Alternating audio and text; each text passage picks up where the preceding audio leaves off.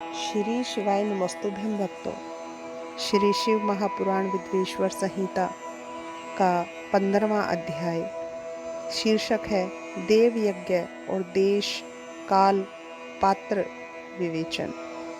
ऋषि बोले, हे सूत जी, अब आप पूजा के योग्य देश काल को बतलाइए। सूत जी बोले, देव यज्ञ आदि कर्मों में शुद्ध ग्रह बराबर फल देने वाला होता है। उससे 10 गुना गौओं से बांधने की जगह जहाँ पे गौवें बनती यानी कि गौशाला में, और उससे भी 10 गुना जल का तट, और उससे 10 गुना फल बेल या तुलसी पीपल की जड़, नदी देवालय तीर्थ का तट या सप्तगंगा। सप्तगंगा कौन कौन सी होती हैं? गंगा, गोदावरी, कावेरी, ताम्रपर्णा, सिंधु, सरयू और रेवा। इन सप्तगंगा आदि नदियों के तट पर मिलता है। इनसे 10 गुना फल समुद्र के तट और उससे भी 10 गुना पर्वत की चोटी पर पूजन करने से फल मिलता है। सतयुग में यज्ञ दान आदि से पूर्ण फल की प्राप्ति होती थी। त्रेता में तिहाई और द्वापर में आधी और कलयुग में 1/4 और आधे से अधिक कलयुग बीतने पर इससे भी कम फल प्राप्त होता है। परंतु शुद्ध हृदय से किया हुआ कर्म या पूजन बराबर फल देता है। इससे 10 गुना फल रवि संक्रांति में, चंद्र ग्रहण में, और उससे भी 10 गुना फल प्राप्त होता है। गायत्री का यह महात्म्य है कि वह अपने गान करने वाले को पाप से रक्षा करती है। इसी से वह गायत्री कहलाती है।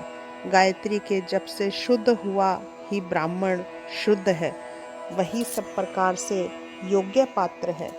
नर नारी आदि जीव कोई भी हो जो भूखा हो, वही अन्नदान का पात्र है। इच्छा वाले को देना ही अभीष्टदायक है। मांगने पर दिया हुआ दान जो है वो आधा फल देता है। सेवक को दिया तो 1/4 फल देता है। यदि ब्राह्मण दीन हो तो उसे देने से विशेष फल प्राप्त होता है। ब्राह्मण तो जाति से ब्राह्मण ही है।